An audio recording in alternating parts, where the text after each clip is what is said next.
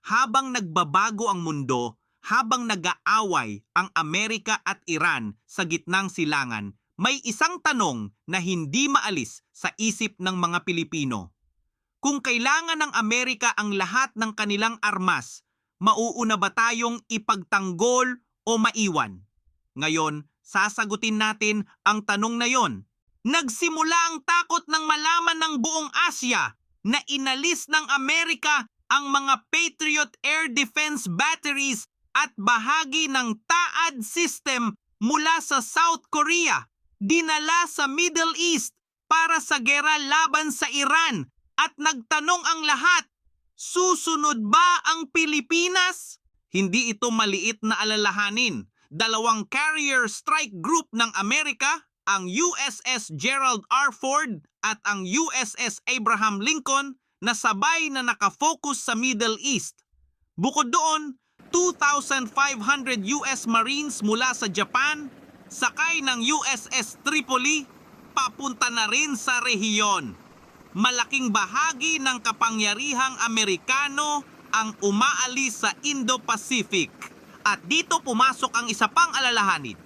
Sinabi ng isang senador na ang 9 EDCA sites dito sa Pilipinas ay binabala ang maaring madamay sa anumang paglawak ng tensyon. Dahil naroon ang mga Amerikanong sundalo, dahil naroon ang kanilang mga kagamitan, ang tanong ay naging mas malalim. Hindi lang aalis ba ang Amerika, kundi maging target ba ang Pilipinas dahil sa kanila? Ngunit sumagot ang Armed Forces of the Philippines. Noong March 13th, 2026, nilinaw ni Rear Admiral Roy Vincent Trinidad, AFP spokesperson on West Philippine Sea Affairs. Walang indikasyon na inaaalis ng Amerika ang kanilang mga military assets dito sa Pilipinas. Ang sitwasyon sa South Korea, sabi niya, ay separate theater arrangement. Hindi iyon applicable sa atin. At bakit hindi applicable?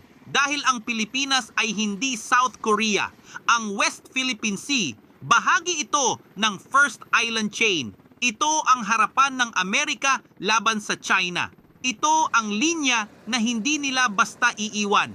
Sinabi rin ng Department of National Defense, ang EDCA sites ay hindi staging areas para sa offensive operations, defensive, training, humanitarian. Yun lang ang papel nila. Pero may katotohanang hindi natin maitatago. Ang Typhoon launcher sa Northern Luzon na may kakayahang mag-fire ng Tomahawk missile, Amerikano ang nagpapatakbo. At habang Amerikano ang system na yon, Washington pa rin ang huling may control sa deployment nito.